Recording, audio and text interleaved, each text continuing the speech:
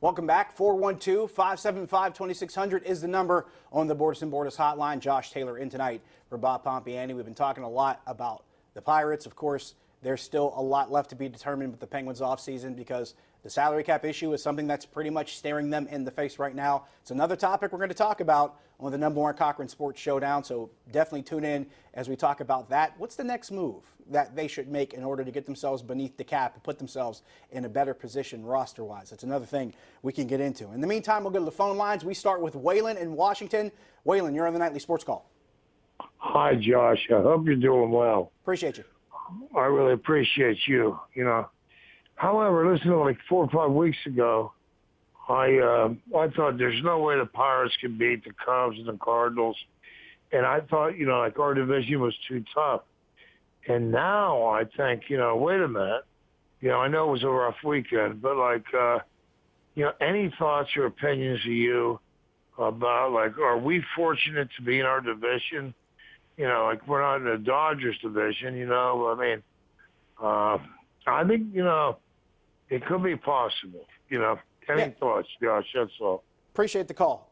This is a point I laid out, if not last week, maybe a couple weeks ago. I think it was going into the All-Star break when I talked about the one thing that the Pirates have going for them. Because I asked the question, are you looking at their record or are you looking at their standings in the division? Because their record right now does not look good. Let's not kid ourselves. But when you're in a division where these teams keep beating up on each other so much, and let's not kid ourselves, we have not really seen the two teams that are at the top of this division really start to separate themselves in Milwaukee and Chicago. Here's something that I keep coming back to.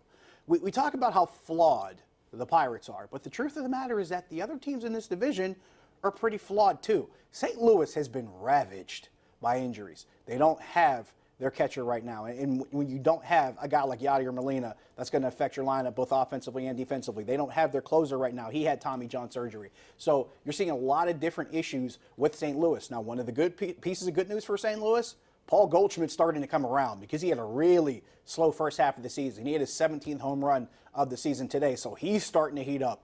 And if Paul Goldschmidt's coming around to being the old Paul Goldschmidt, that's good news for St. Louis. But there's a lot of different things that haven't gone right for them. Marcell Ozuna's had injury issues as well. So that's a lineup that's just really beat up right now. So you look at St. Louis and you say they have their issues, and maybe that's something the Pirates, at least that you hope they can use to their advantage going into that series tomorrow. I look at Milwaukee and I look at their starting pitching and I say, okay, I know their offense is good. I know they've got decent defense. I know they've got a really good bullpen. Jeremy Jeffress and Josh Hader are as locked down of a back two in the bullpen as you'll find in the league. But how good, how consistent can their starting pitching be? Now, if you're talking about a team that can easily get into a slugfest and win a 7-8 or a 7-6 or 8-7 game, it's probably Milwaukee. But can their starting pitching keep them in games the way they're supposed to? Then there's the Cubs. The Cubs have their own pitching woes. And the thing that made this series frustrating for me was the fact that the Cubs' pitching issues kind of got dwarfed by the Pirates' pitching issues because the Pirates were actually able to get some offense on the Cubs. They were able to get guys on base. They were able to drive a couple guys in. Starling Marte hit 3 home runs in this series. Jung Ho Gung hit 1. He had a double today. So they were able to really hit the ball around the yard. But those problems with Chicago's pitching got really, really shrunk when compared, to what's going on with the Pirates' pitching issues. So that really is the problem when you look at this division. Each of these teams is flawed. So you're not crazy to think that there's still hope for this. But the thing that sticks out, and I can't say this enough, I talked about this on the radio, I've talked about it on KDKA, and I'll talk about it here, and I've talked about it on the BuckoCast, available wherever podcasts are downloaded, but I've talked about it there too. This team has to pitch well to stay in games, and it all starts with the starting rotation. Chris Archer did his job Friday. He did well. Arguably his best start of the season. But Jordan Lyles doesn't get out of the first inning. Trevor Williams goes back in the 6th and gets lit up. That's something that's going to come back to bite you every time, especially if you're facing offenses like the Cubs and like Milwaukee. It's going to be an issue every time you turn around. Let's go to Mike in Oakland. Mike, you're on the Nightly Sports Call. Hey, Josh, what's up, my friend? How you doing? Good. How are you? Good. Listen, I want to rant for like 40 seconds, and I'd like to hear your comments. Rich usually lets me do that after the Pirates stink up the place for a few days. Here's my opinion. Be mindful of other people. That's all I ask. I do. I will. I'll try to be quick. Listen, Okay. Clint Hurdle and Ray Series need to go. Okay, there's no ifs, ands, or buts. Joe Madden, the World Series manager from a couple years ago, and has had his team in first place pretty much his whole managerial career the last few years, was on the hot seat in Chicago, and he's in first place. And Clint Hurdle, Mr. Mediocre, the guy hasn't won anything, is not on the hot seat, and his teams consistently are average at best. Sometimes they're a little bit above average, but they don't win playoff games. I'm sorry. He needs to go. And Ray Series, the pitching is atrocious. And I don't know what this guy, maybe he had some magic a few years ago when he worked with Jim Benedict. Not anymore, okay? Every pitcher that is coming off the DL is stinking up the place. Trevor Williams had an 8.01 ERA before today's game, and it's probably much higher. Look at Lyles. I mean, he comes back off the injured list, and he can't even get past the first inning. Crick hasn't done well since early June. I mean, I can go on and on. So my point is this. Let's not do that. Okay. Just make your point quickly. Think that I think the bottom line is that this team is a seller. I think they showed the true colors in Chicago this weekend, and I think Clint Hurdle and Ray Searage, and you should talk about it on the Sports Showdown. Ray Searage, we switched hitting coaches, and we got rid of Branson. We brought in Eckstein, and we had great hitting. It's time for some new blood for the pitching, especially. Thanks for letting me rant. Thanks, Josh. Thanks for not completely blowing my ear out, but I won't lie, it is kind of smoking on this end. I can't deny that part.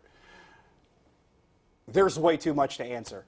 I'll just say yes, and we'll go to Ross downtown. Ross, you're on the Nightly Sports Call. Hey, what's up, Josh? How you doing? Big fan, first time. Appreciate you. I just wanted to talk about Wimbledon real quick. Let's do it. It was a very epic match, really fun to watch. But I'm really disappointed that for the first time in history, I witnessed it ending in a tiebreak. Yeah. The finals of Wimbledon have never done that traditionally. It's like if they determined the winner of the Stanley Cup with a shootout, which is never, I hope, ever going to happen. Yeah, And, it's a little yeah, strange. Well, go ahead, sir. No, I appreciate the call. And honestly, I'm of two minds about this because, like you mentioned, this is the first time it's ever come to this. It comes to a fifth set tiebreak, and it doesn't have the same feel as you normally see in a tennis tournament, but at the same time, the fan in me really enjoyed this because you saw these two guys go back and forth. Now remember, they alternated sets in this match. We had Djokovic win one, then Federer wins one, then Djokovic wins one, then Federer wins one. And they just kept going back and forth. They're going back and forth in individual sets. They're going back and forth in tie breaks. It was almost, I can't say it's too much to kind of comprehend, but it was a lot to take in with those two guys. And the reason why I think they went to a tie break, and a lot of it probably had to do with the fact that they were in the fifth set. Remember, it's been warm in the UK for quite some time now. They've had some heat wave issues over across the pond. So that probably played into that factor. And you had these two men playing a really ridiculous match. Then I want to say that match went, almost 6 hours? Over 6 hours that they played in the sun in the UK. So that's probably a lot that went into it. And it is disappointing to see them have to switch things up that way, but at the same time, when you talk about the action in that match, and at one point you even see Prince William and Duchess Kate, they're looking back and forth going, this is pretty crazy towards the end of this one. So, yeah, it's not the ideal, it's not the norm, but at the same time, it was really, really exciting to watch. And as a fan of the game, I have to admit, it's, like I said, it's not normal, but we're not going to see matchups like that where these two guys just go back and forth often. So it was really fun to watch. We got to take another break. We will have some more phone calls and tweets when we come back. Stick around.